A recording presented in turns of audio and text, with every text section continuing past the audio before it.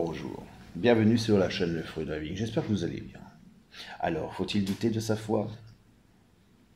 Dans cette vidéo, je la consacre aussi pour vous, ceux qui prennent la décision, qui réfléchissent à savoir est-ce que je dois quitter l'organisation ou pas. Parfois on va vous dire, si tu doutes, c'est que tu manques de foi. Tu remets en question l'enseignement donné par le collège central. Et oui, tu remets en question ce qu'on t'a enseigné. Homme de peu de foi, pourquoi t'es-tu laissé envahir par le doute?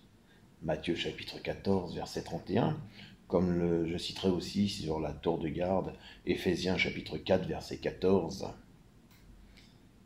Puis de Pierre, chapitre 2, verset 1.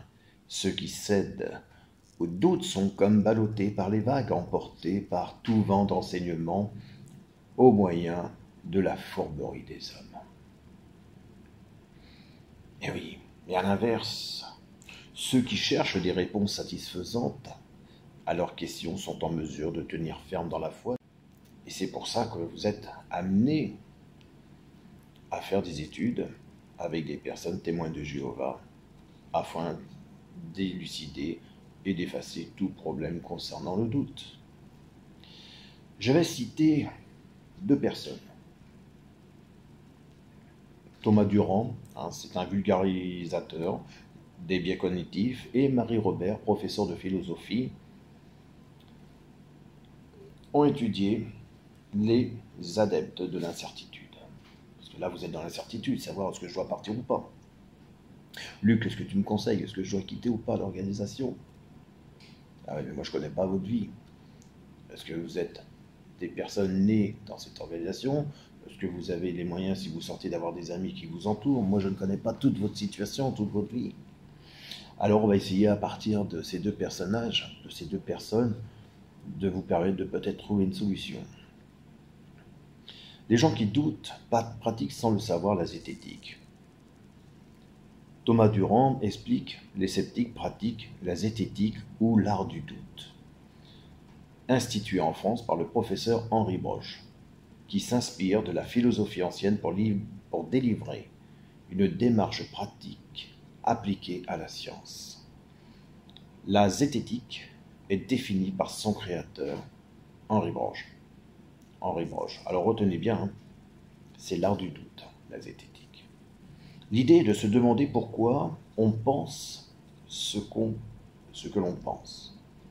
Marie Robert ajoute: douter, c'est mettre en perspective tout ce qui est autour de nous, même le monde. Ah oui, les témoins de Jéhovah ne sont pas dans le monde. Comme nous le dit Descartes, n'est-ce pas un malin génie autour de nous? L'idée du doute est d'interroger ce qui vient à nous. Notre système scolaire enseigne comment aller d'un point A à un point B. Or, dans vos vies intimes, professionnelles, moi je rajouterai aussi la croyance, cela ne se passe jamais comme ça. Nous devons cheminer. Lorsque nous voulons devenir témoins de Jéhovah, nous savons que Jéhovah fait devenir. Bien que des textes que j'ai cités, de la tour de garde de 2009 tout à l'heure, utilisés par l'organisation, semblent vouloir démontrer que le doute peut s'effacer en entrant simplement dans la communauté de Jéhovah. Lorsque nous entrons dans l'organisation, c'est un point A qui va nous amener à un point B. En tout cas, c'est ce que nous enseigne la communauté sur le salut. La question est, peut-on douter de l'enseignement donné par le collège central? Sommes-nous convaincus ou peu convaincus? Mais si nous sommes peu convaincus, c'est-à-dire nous sommes sceptiques sur certains points de l'enseignement. Du coup, certains d'entre nous allons refuser de décider ou de prendre une certaine décision. Je ne sais pas si je dois rester ou si je dois quitter l'organisation. Je ne sais pas si je vais perdre ou non mes amis ou ma famille. Je ne sais pas si cette organisation est une secte ou pas. J'ai des soupçons, eh oui, sur la véritable identité de la Watchtower. Est-ce qu'il y a du satanisme? Est-ce qu'il y a du complotisme? Est-ce qu'il y a de la franc-maçonnerie? Alors les zététiciens ne sont pas adeptes du soupçon. Rappelez-vous que la zététique, c'est bien l'art du doute. Alors Thomas Durand différencie complotiste, par exemple, et sceptique. Le doute n'est pas le soupçon. Souvent, quand on évoque le fait d'interroger ses croyances, on parle de scepticisme.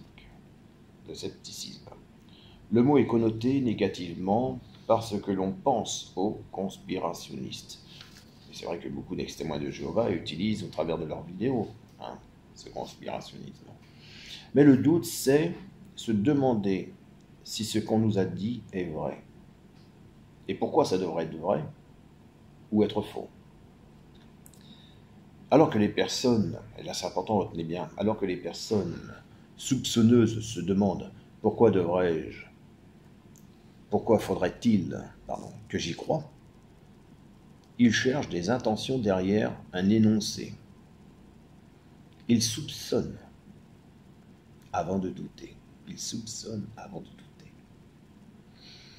Les sceptiques ont lutté contre des biais cognitifs présents dans notre cerveau.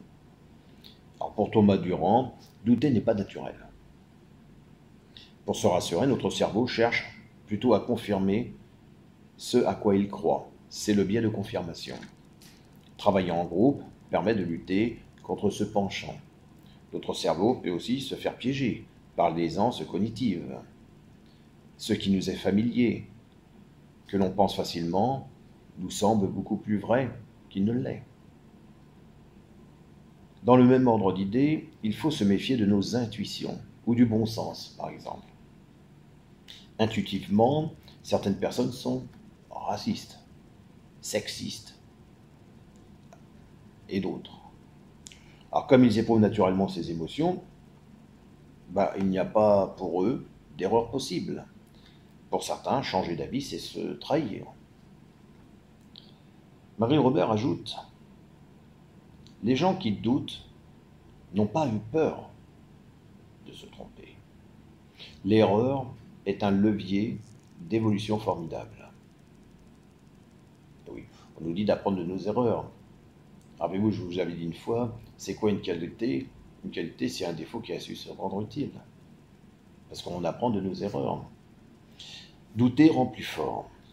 Vous vous souvenez de cette fameuse phrase que j'avais sortie du livre Plus fort que la haine de Tim Guénard? C'était un prêtre qui lui avait dit « Bénis celui qui doute lorsque la foi devient haineuse. » Marie Robert explique « Après la mise en perspective du doute, il y a l'idée de se décider, de choisir une voie.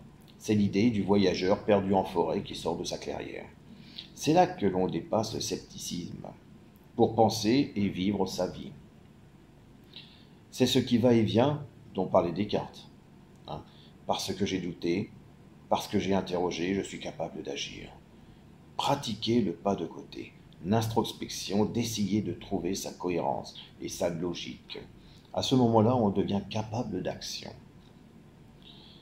Puisqu'elle est alignée, la personne qui est beaucoup plus solide et capable d'assumer ses décisions, son chemin, que ce soit pour voir son voisin ou quitter son job, ou aller se marier ou non. Le doute nous ancre et nous solidifie. Voilà. Et effectivement, l'apôtre Pierre a eu beaucoup de raisons de douter, ce qui l'a rendu d'ailleurs beaucoup plus fort lorsqu'il a émis des doutes. Les apôtres aussi ont émis des doutes, parce que les doutes, c'est justement l'art de douter, c'est la zététique. En tout cas, moi, j'espère que cette vidéo vous aura plu. Je vous souhaite une excellente journée. Je vous dis à bientôt pour une prochaine vidéo. Au revoir.